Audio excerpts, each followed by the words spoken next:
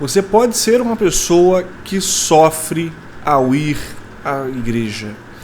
O culto, que deveria ser um momento especial de comunhão com os seus irmãos e louvor coletivo a Deus, no momento da pregação, se torna algo pesaroso. Conheço muitas pessoas que passam por isso semana após semana. Um tempo atrás, num grupo do Facebook, um membro comentava que havia se acostumado na sua igreja com um padrão de pregação bíblica, onde o texto era sempre levado a sério, mas que depois, mudando de congregação, se sentia muito mal por não ter à sua disposição a pregação bíblica. Com isso, ele sentia algo muito parecido com a culpa por ser muito criterioso. Será que realmente a gente pode ser criterioso quando o assunto é pregação? Bem, no vídeo de hoje a gente vai falar um pouco sobre um dos assuntos que nos últimos anos eu mais tenho lido, que é a pregação expositiva. E eu pretendo apresentar para você brevemente o porquê dela ser um bom modelo para restaurar o púlpito da sua igreja. Deixe sua curtida, seu comentário e se inscreva no canal. E não se esqueça de compartilhar o vídeo com os seus amigos. O que é a pregação? Às vezes a gente pode pensar no sermão como um discurso religioso, onde importa muito a qualidade do orador. Algo que toca o coração, que nos emociona, que nos faz ocasionalmente rir e propõe algo de Deus para as nossas vidas. A verdade é que a pregação, para além de ser uma peça retórica em que alguém apresenta ideias, é algo que as Escrituras mostram para a gente como sendo um dos meios através do qual Deus age, abençoando a sua igreja. O apóstolo Paulo, quando vai falar com Timóteo, que era um jovem aprendiz dele, havia tido o seu seminário teológico formado através do próprio Paulo, é alguém que apresenta sempre a importância de que o pregador seja alguém que conhece, que domina as Escrituras, que sabe apresentá-las e entende que esse é um papel fundamental do seu ministério. Curiosamente, quando nós vamos ao livro de Coríntios, a gente vê Paulo se retratando como um orador que não era tão forte na retórica. Corinto, que era uma cidade muito rica culturalmente e que, apesar de ser romana, tinha a cultura grega inserida na sua realidade, tinha oradores muito melhores que Paulo. E essa característica cultural fazia com que a pregação dele, do apóstolo que escreveu grande parte do Novo Testamento, fosse assim colocada como de valor inferior. Veja só como são as coisas. Às vezes a gente pode valorizar a pregação de uma forma muito diferente daquela que as próprias Escrituras mostram para a gente que deve ser. Para usar um exemplo do Antigo Testamento, eu acho que há um texto muito interessante lá no livro de Neemias, especialmente a partir do capítulo 8, que mostra para nós um dos propósitos e revela também para a gente o que deve ser, idealmente, a pregação. Neemias, se você lembra da história, foi copeiro de um rei e, sentindo a necessidade de ver Jerusalém restaurada, pede à Síria que apoie a reconstrução de Israel. Pouco a pouco o povo vai deixando aquele país estranho e reconstrói os seus muros.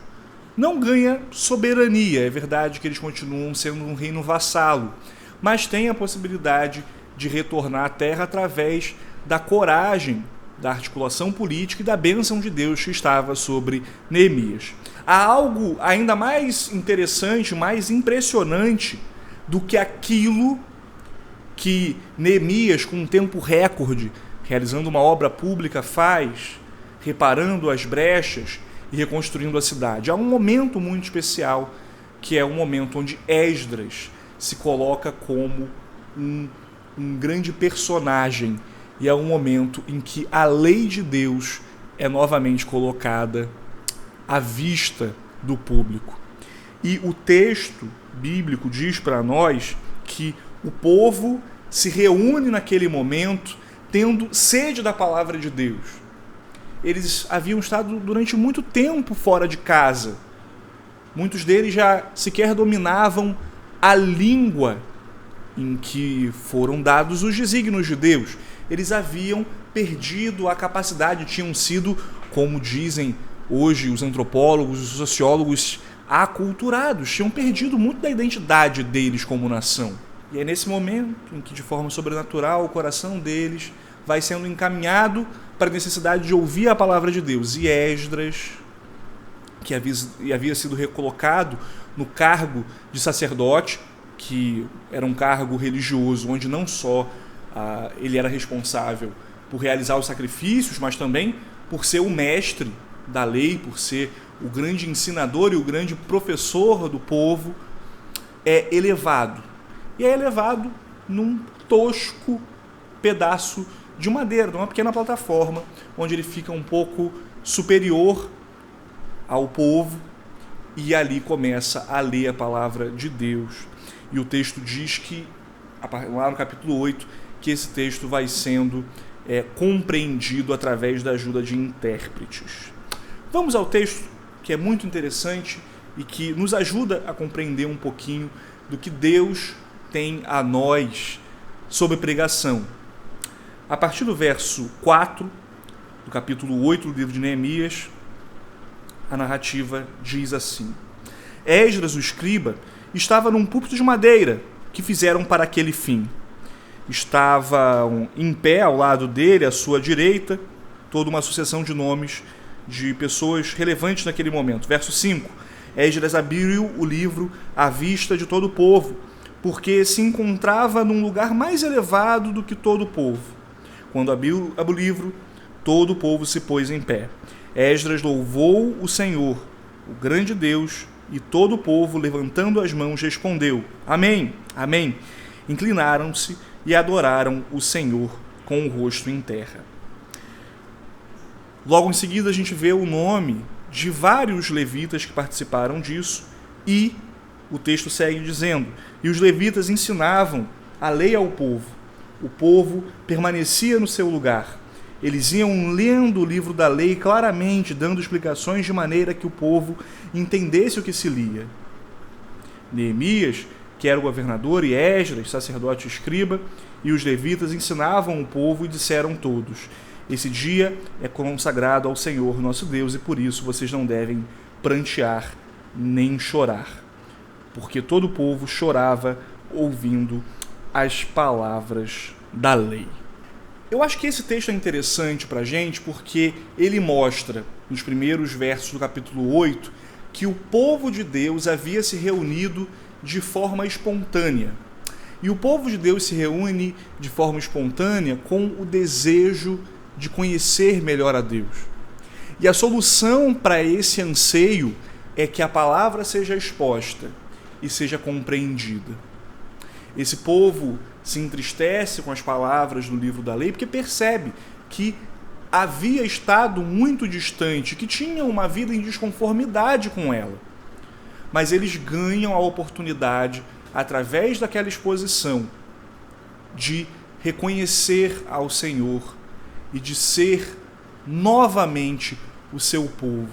O que a gente tem a aprender com pregação e o que a gente pode aprender com pregação com esse texto? É que, de forma muito semelhante, nós, nas nossas igrejas, estamos frente a um povo, que é o povo de Deus, e que se reúne espontaneamente, que está ali sedento por ouvir a palavra de Deus, e que não vai sair alimentado dali, se não ouvir aquilo que Deus tem a revelar, que Deus tem a revelar através da sua palavra. Nós podemos inferir que as pessoas precisam de muitas outras coisas que não aquilo que realmente as move para estar perante o Senhor. se as pessoas vão à igreja por outras razões que não buscar a Deus através da sua palavra, nós temos o dever de apontar para elas que o que elas encontrarão ali talvez não supra a necessidade que elas supõem, mas que elas poderão encontrar através da pregação o que elas realmente necessitam. O que a gente aprende com isso é que pregadores precisam ter o cuidado de apresentar no seu momento, no seu sermão, a palavra de Deus de forma especial. E eu entendo que desse texto a gente consegue tirar algumas lições breves. A pregação deve compor uma leitura da palavra de Deus. A palavra deve ser realmente aberta, o povo deve estar atento ao que está sendo dito. Mas a pregação ela é composta não só pela leitura, mas também pela explicação, bem como a gente consegue enxergar no decorrer do texto. A explicação da palavra de Deus é um dos grandes movimentos para a pregação. E, além da explicação, a gente também tem uma aplicação às necessidades específicas das pessoas que estão ali reunidas ouvindo. Ou seja, a gente lê o texto, a gente explica e a gente mostra como aquele texto implica para a vida diária das pessoas. Isso faz com que a pregação, por mais que envolva muito estudo e preparação por parte do pregador, seja muito mais do que uma palestra sobre curiosidades da antiguidade. O que essa pregação precisa mostrar é o quanto aqueles dados históricos que são recolhidos impactam a nossa vida hoje. Para isso, o que a gente utiliza como recurso de interpretação de texto é o método histórico-gramatical. E o que seria o método histórico-gramatical? É aquele tipo de interpretação do texto que pressupõe a busca real pelo que o texto significou lá para os ouvintes originais. Nós, como protestantes, acreditamos que essa é uma forma necessária para a gente compreender o texto das Escrituras e, dessa forma, conseguir estabelecer links, ou, melhor dizendo, construir pontes entre o mundo antigo e o mundo atual. Se o texto indica para nós que nós devemos ter, por exemplo, pureza, essa não é uma realidade antiga, ela também é para hoje. E como hoje nós podemos realizar essa requisição que o texto faz para nós? Essa é a resposta que o pregador deve trazer, mostrando que a palavra de Deus não está distante da realidade das pessoas, mas está muito próxima. E isso impacta, de fato significativo, a vida da igreja, a vida da membresia e dos diferentes tipos de membros que compõem a igreja, desde os mais velhos aos mais jovens, desde aqueles que têm muita experiência espiritual e aqueles que são como bebês na fé. Esse é o papel da pregação, mostrar, através da interpretação correta da palavra de Deus, o como a vida do povo deve ser conduzida. E que formas são equivocadas de pregar, se a gente chega a essa conclusão? Bem, a gente pode chegar a algumas delas. Se a pregação resulta numa aplicação, essa aplicação estará necessariamente voltada para o quê? Para a interpretação correta do texto. Isso significa que não existe pregação verdadeira sem que a gente tenha uma interpretação real do que o texto está dizendo. Isso não significa que você agora vai se tornar o Rodrigo Silva, tendo respostas para todas as questões que o texto levanta, mas que você, como um pesquisador, dentro do seu nível, dentro da sua capacidade, vai buscar, através dos mais diversos recursos, aquilo que é necessário para que você tenha uma boa compreensão do texto bíblico. Usar uma Bíblia de estudo, ter um bom comentário bíblico, essas são algumas das maneiras que vão fazer com que você tenha mais profundidade na compreensão, na interpretação do texto, para que dessa forma você tenha condições de explicá-lo às pessoas e dessa forma as pessoas tenham a capacidade de se enxergar naquela realidade e perceber os próprios problemas. Quando você vive próximo das pessoas, você também tem a capacidade de mostrar para elas como aquele texto implica mudanças, transformações na vida delas. Isso chama a nossa atenção, então, para o papel da interpretação, que, quando equivocada, fará com que a nossa explicação seja equivocada e também a nossa aplicação não tenha serventia nenhuma. E existem muitas formas ruins de estudar a Bíblia. Por exemplo, as Escrituras são um texto que foi escrito como uma carta. Ele hoje está disponível para nós em capítulos e versos, mas nem sempre foi assim. Essa subdivisão que a gente conhece nos dias de hoje começou durante a Idade Média, e ela é muito útil para que nós nos situemos na leitura do texto bíblico. Entretanto, quando a gente lê as Escrituras como se elas fossem apenas versos isolados, a gente perde a capacidade de compreender melhor o texto e todo o universo que ele está apresentando para a gente. É claro que você deve decorar versículos bíblicos, tê-los na cabeça para quando vierem momentos difíceis. Entretanto, a pregação exige que você tenha um conhecimento mais completo, mais complexo das Escrituras. E é possível conseguir isso. É possível conseguir isso buscando a Deus e tendo auxílio do Espírito Santo, mas também se livrando da preguiça da leitura. Se você quer ter uma igreja mais comprometida com Deus, se você quer ter uma igreja que se coloque de forma especial frente ao Senhor, tenho algo importante para te dizer. Se preocupe de forma especial com a interpretação do texto. Não pregue escolhendo um verso aqui ou um verso ali. Isso pode fazer com que aquele adágio popular de que um texto fora do contexto vire um pretexto. Leia com compromisso. Faça como Esdras e os demais levitas em abril de 2023. Se você está vendo esse vídeo logo que eu publiquei, daqui a algumas poucas semanas eu vou estar na igreja do Cruzeiro, em Campina Grande, lá no interior da Paraíba. Num final de semana especial, eu junto a outros amigos, como o doutor Bruno Ribeiro, vamos estar ali falando sobre a pregação expositiva e tudo o que envolve que esse tipo de pregação seja realizado por você.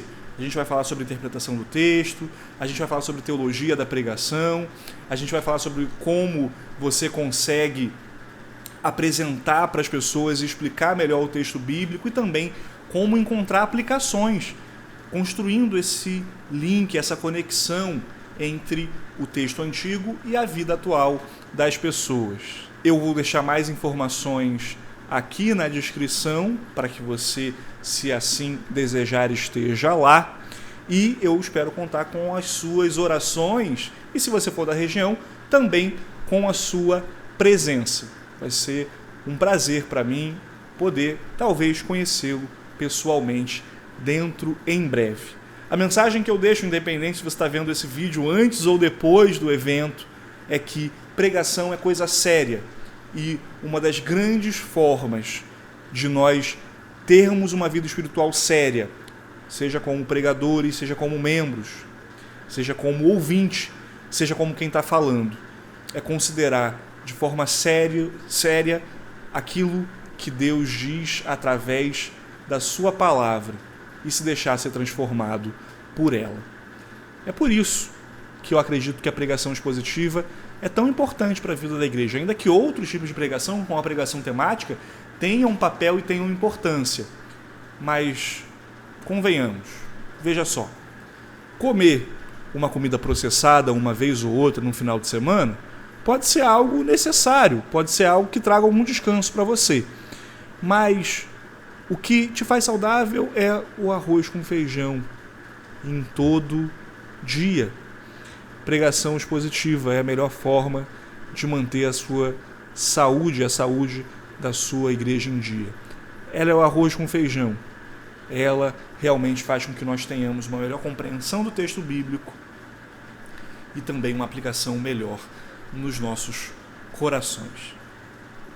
Enfim, te espero lá no curso Jornada da Pregação, promovido pela Igreja do Cruzeiro em Campina Grande. A gente se vê lá, se assim Deus permitir, em breve. Até. Tchau.